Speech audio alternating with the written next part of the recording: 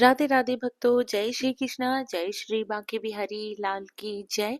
भक्तों, आप सभी को राधा अष्टमी पर्व की बहुत बहुत शुभकामनाएं। भक्तों, भाद्रपद माह की शुक्ल पक्ष की अष्टमी तिथि पर राधा अष्टमी का पर्व मनाया जाता है। इस बार यह व्रत आज यानी 31 अगस्त को मनाया जा रहा है।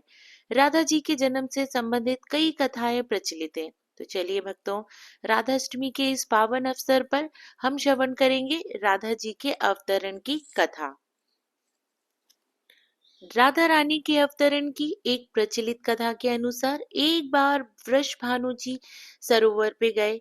तब उन्हें वहां एक सुनहरे कमल पर एक दिव्य कन्या लेटी हुई दिखाई दी। वह उस कन्या को अपने घर ले आए और उसे अपनी पुत्री के रूप में स्वीकार किया। लेकिन जन्म के कई समय तक उस कन्या ने अपनी आंखें नहीं खोली।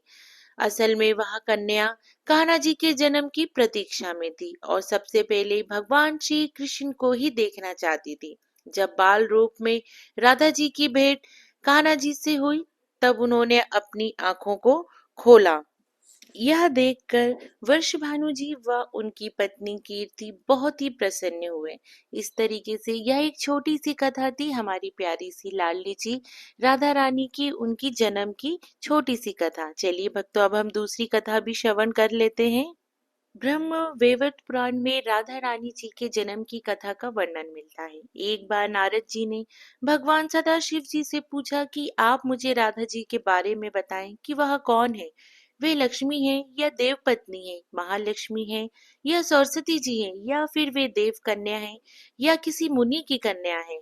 नारद जी राधा रानी के बारे में जानने के लिए बहुत ही उत्सुक थे। उनकी अवस्था को देखकर भगवान सदाशिव जी ने कहा कि राधा जी के रूप, सौंदर्य, गुण आदि का वर्णन कर पाना संभव नहीं है। इस पूरे ब्रह्मांड में कोई भी ऐसा व्यक्ति नहीं है जो राधिका जी के रूप, लावण्य और गुणों का वर्णन कर सके। अब आप इतना ही जान लो कि राधा जी का रूप, सौंदर्य ऐसा है कि जिसने भगवान श्री कृष्ण को भी मोहित कर लिया। वे श्री कृष्ण जो इस पूरे संसार को मोहित कर लेते हैं, वे स्वयं राधा रानी के रूप, सौंदर्य से मोहित हो गए हैं। एक नहीं, असंख्य मुख से भी राधा जी का वर्णन करना चाहें तो वो भी संभव नहीं है। इतना सुनकर नारद जी ने कहा कि हे प्रभु, श्री राधिका जी के जन्म की महिमा श्रेष्ठ है। कृपया करके आप उनके जन्म की कथा बताएं। आप मुझ पर उपकार करके राधा अष्टमी के विषय में मुझे बताएं। उनकी पूजा कैसे की जाती है, उनका ध्यान कैसे किया जाता है, इन सब के बारे में मुझे कृपया करके बताइए। तब भगवान सदाशिव जी ने बताया कि राजा वृषभानुपुरी के एक उदार व्यक्ति थे। उनका कुल महान था और वे सभी शास्त्रों के ज्ञानी थे। उनके पास आठों सिद्धियां थी। उनके पास किसी भी वस्तु की कमी नहीं थी। वे भगवान श्री कृष्ण की आराधना करते थे। उनकी पत्नी का नाम श्री कीर्तिदा था। वे भी महान राजकुल में पैदा हुई थी। वे स्वयं महालक्ष्मी स्वरूपा थी, जो एक महापतिव्रता भी थी। उनके ही गर्भ से राधिका जी भाद्रपद माह के शुक्ल पक्ष की अष्टमी को प्रकट हुई। भगवान सदाशिव जी ने नारद जी को जन्म कथा के बाद राधा अष्टमी की पूजा के बारे में बताया। राधा अष्टमी के दिन व्यक्ति को व्रत रखना चाहिए।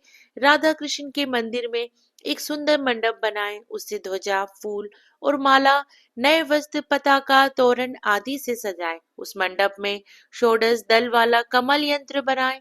उस पर भगवान श्री कृष्ण और राधा जी की विग्रह को स्थापित करें। उनका मुख पश्चिम दिशा में रखें। उसके बाद ध्यान करके पूजा सामग्री से विधि पूर्वक पूजा करें। राधा अष्टमी पर राधा कृष्ण की विधि पूर्वक पूजा करने और राधा अष्टमी की व्रत कथा सुनने से राधिका जी और भगवान श्री कृष्ण प्रसन्न होते हैं। वे अपने भक्तों पर दया करते हैं। उनकी कृपा से कष्ट, दुख, रोग, दारिद्र्य सब मिट जाता है। व्यक्ति प्रेम के रस में सरोबार हो जाता है। पूजा के बाद प्रसाद ग्रहण करें और रात में जागरण करते हुए राधा कृष्ण का कीर्तन करें। शिव जी ने नारद जी को बताया कि जो मनुष्य भक्ति से राधा अष्टमी का अनुष्ठान करता है, वह राधा कृष्ण के सानिध्य में श्री वृंदावन में स्थान पाता है और ब्रजवासी बनता है। श्री राधा जन्म महोत्सव का कीर्तन करने से मनुष्य भव बंधन से मुक्त हो जाता है। जो व्यक्ति राधा नाम और राधा जन्माष्टमी व्रत की महिमा गाता है, उसे सभी तीर्थों का फल और विद्या मिलती है। शिव जी ने कहा कि जो व्यक्ति श्री राधिका जी को भजता है, उन्हें याद रखता है, उसे मैं भजता हूँ और उसे मेरी कृपा प्राप्त होती है। राधा नाम स्मरण निष्फल नहीं होता।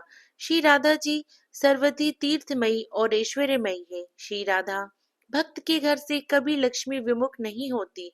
जो राधा का ध्यान करते हैं, उसके घर श्री राधा जी के साथ श्री कृष्ण भी वास करते हैं। यह सब सुनकर मुनि श्रेष्ठ नारद जी ने श्री राधा अष्टमी में यजन पूजन किया। जो मनुष्य इस लोक में राधा जन्माष्टमी व्रत की यह कथा सुनता है, वह सुखी, सम्मानित, धनी और सर्वगुण संपन्न हो जाता है। शिव जी के अनुसार जो व्यक्ति धर्म के लिए राधा मंत्र का जाप करता है, उसका मन धर्म में तल्लीन होता है। जो धन चाहता है, उसे धन मिलता है, और जो कामार्थी है या मोक्षार्थी है, उसे ये चीजें प्राप्त होती है। श्री राधा जी की भक्ति करने वाला सुखी, विवेकी और निष्काम हो जाता है। भक्तों, इस तरह राधा अष्टमी व्रत की ये दूसरी कथा भी पूर्ण होती है। भक्तों, राधा अष्टमी व्रत की आप पूजा जैसे बड़े बड़े मंदिरों में आपने देखा होगा, वृंदावन में, इन सभी जगहों पर मंगला आरती के समय ही राधा रानी जी का अभिषेक हो जाता है हमारे लड्डू गोपाल जी के साथ। लेकिन हम गृहस्थ वाले हैं, इसलिए आप राधा जी की पूजा आप दिन के 12 बजे कर सकते हैं। क्योंकि हम गृहस्थ लोग हैं, इसलिए ये व्रत पूजा आप 12 बजे कर सकते हैं।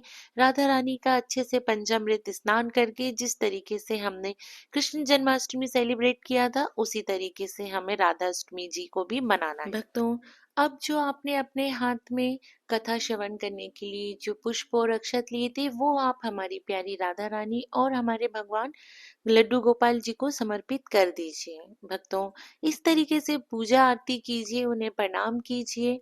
भक्तों, इस तरीके से हमारी ये कथा पूर्ण होती है, और आप सभी भक्तों को, मुझे उम्मीद है कि ये कथा आप लोग ने जरूर श्रवण की होगी। तो आप सभी भक्तों को प्रेम पूर्वक राधे राधे और राधा अष्टमी व्रत की बहुत बहुत शुभकामनाएं।